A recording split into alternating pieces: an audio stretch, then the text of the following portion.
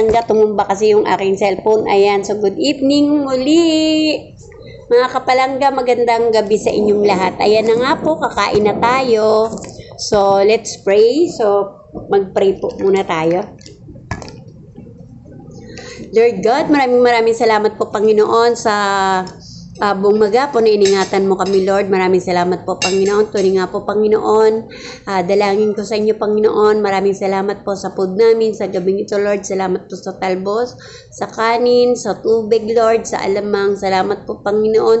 At ganoon din po Panginoon. Maraming salamat po sa mga biyayang pinagkaloob sa amin sa our Lord. Salamat po sa milk, sa gatas, Lord. Salamat po, Panginoon.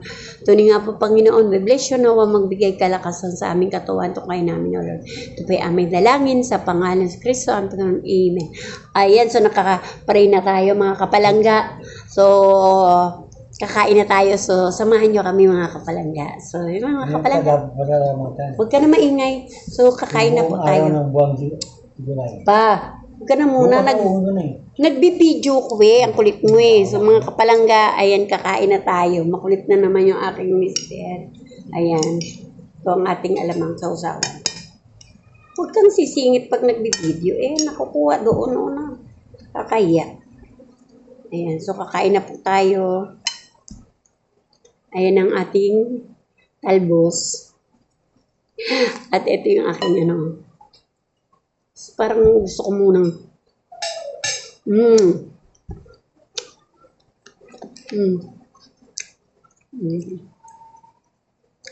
Wala na.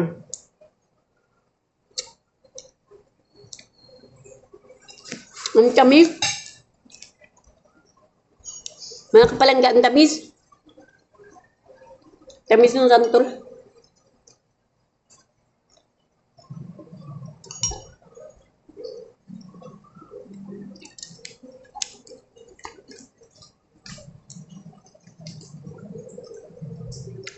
Gusto ko mga kapalangga, ulam namin, mga gulay-gulay lang na. Gulay-gulay na. Laga. Tapos kagabi, nag-okra kami.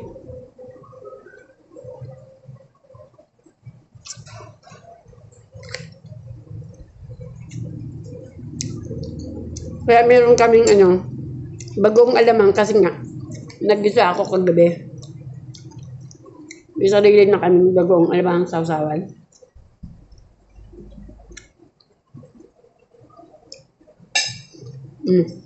Kumain niyo ba kayo mga kapalangga? Mga kapalangga, nakakamiss kasi yung ng gantong ulam. Hindi mo kasi laging nakakain. Pag nung nasa Australia kami, hindi kami nakakakain lagi ng mga dahon. Tsaka yung okra. Isang taon kami hindi isang taon yung 3 months ata kami hindi nakakain ng okra. Dahil nga mahal ang okra doon. Aba.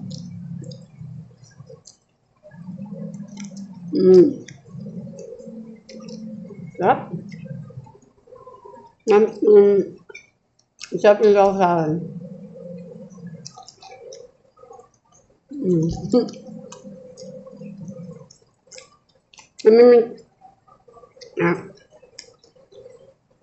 Nakakapalangga na alala ko nung bata pa ako. Ulam namin sa probinsya, paikot ng bahay nga namin ay puro gulay. Libre na kami sa gulay kasi nga maraming tanim na gulay yung tatay ko at saka nanay ko.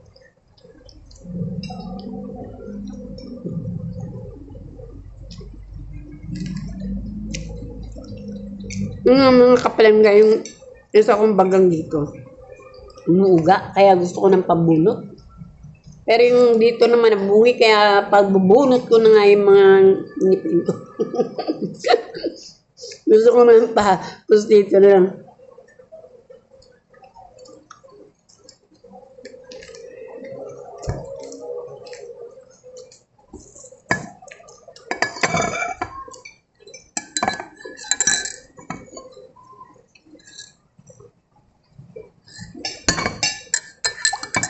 Hindi ko ning gatas ko kasi lalim. Subo tayo ng santol. Kapalangga.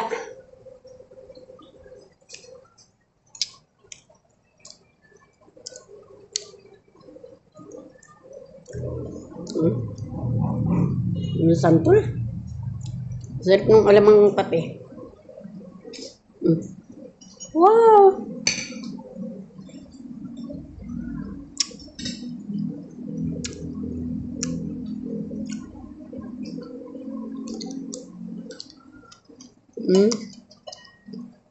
Kaya, dalawang taling talbos ang nano ko.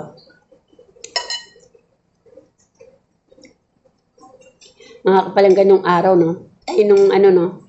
Siguro, 5 piso lang, may talbos ka na. Ngayon dito, 10 piso talaga, yung maliit. Tali. Yung dating 10, ay dating 5, 10 na. Yung dating 10, 20 na.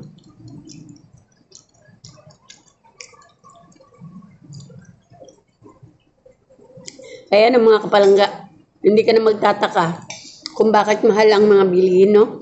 Kasi nga, yung ating mga, pataas ng pataas. Yung mga yung mga gasolina, di ba, mantika. So, lahat ng ginagamitan ng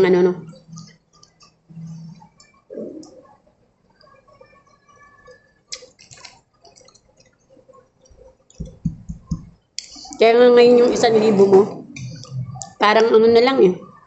Pag napalitan, wala na. Kunti lang mabibili mo talaga. Wala nang halos lang. Mantalang nung araw, may 1,000 ka lang. Punta mong palengke. Punta ka ng bayan. Bakintol ka na pauwi. Pero ngayon mga kapalangga, naku po. Yung 1,000 mo.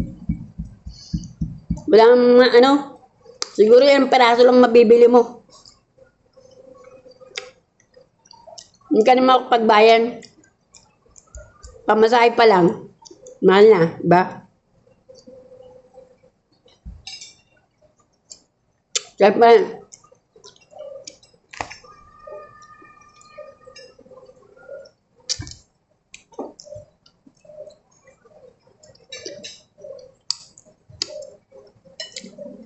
may maliit na buto. Alam niyo mga kapalangga, yung mga mahilig sa sa santol, huwag kayo maglulunok ng buto ng santol. Kasi mga kapalangga, pag nawala yung tamis niyan, pag nawala yung puti na yan, magiging siya, magaspang. So magiging magaspang na matalim na. Pag tumusok sa yung bituka, so syempre masusugatan yung bituka nyo. So kaya wag kayong kakain ng buto, no? So kainin nyo lang yung lang, ito lang. Hindi yung buto.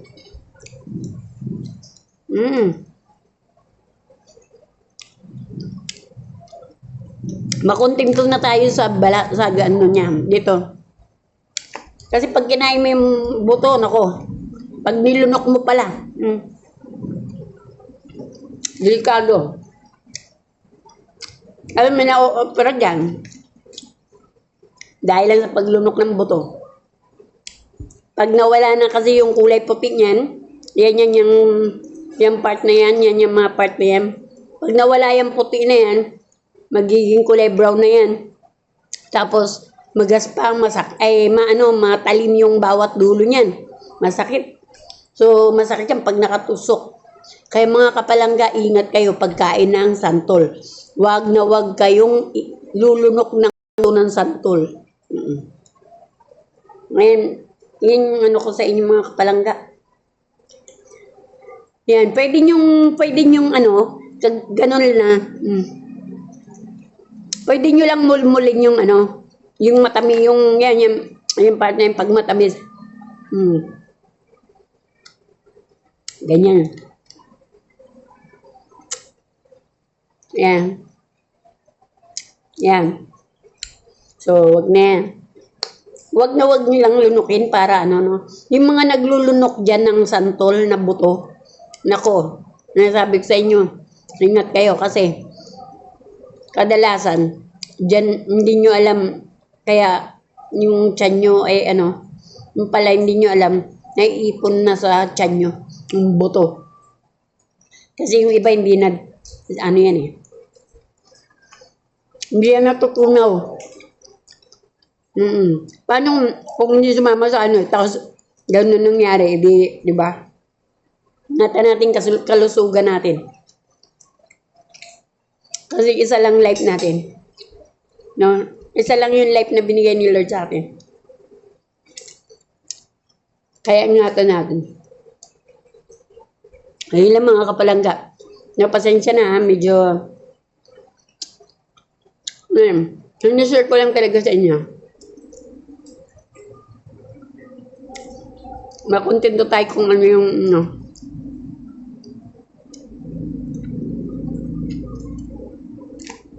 kahit maliit pa yan, ako, yung nunukin.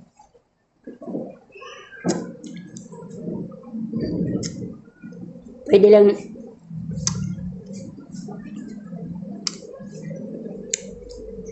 pag matamis kasi, di ba, parang ang sarap lunukin, pero siyempre, sipin mo, pag nilinok mo yung buto ng santol,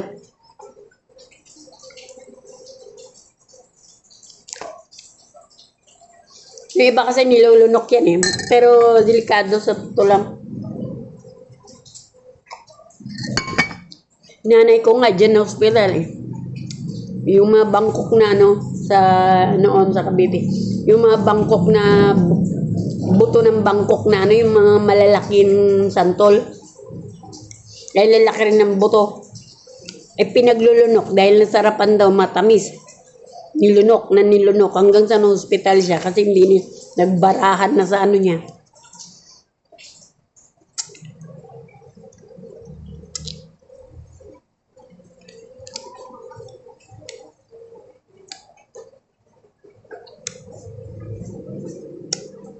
Ayun lang mga kapalangga. So, bye-bye. Thank you for watching nga pala. Ito pala nga yung aming ulam, oh. Ayan. Dati ito nga yung alaking alamang. So, doon may ating gatas.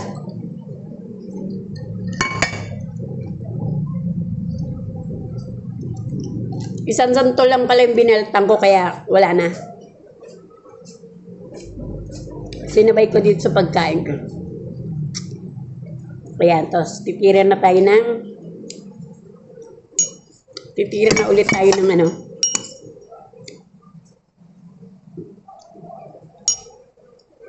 Ang ating alamang. Ayun, talbos. Sausaw alamang.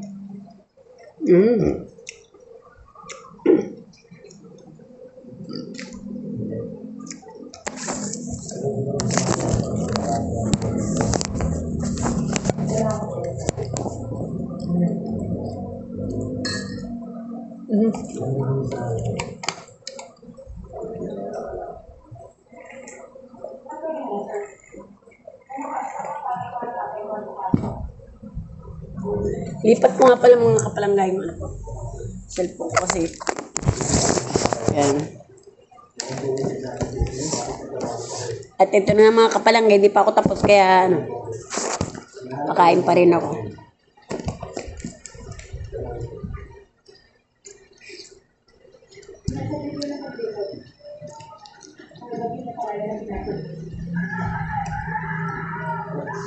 Pahingaan mo. Nag-ano ka.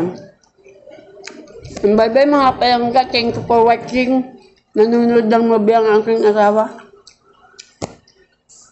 Bye. Hindi pa ako tapos kumain.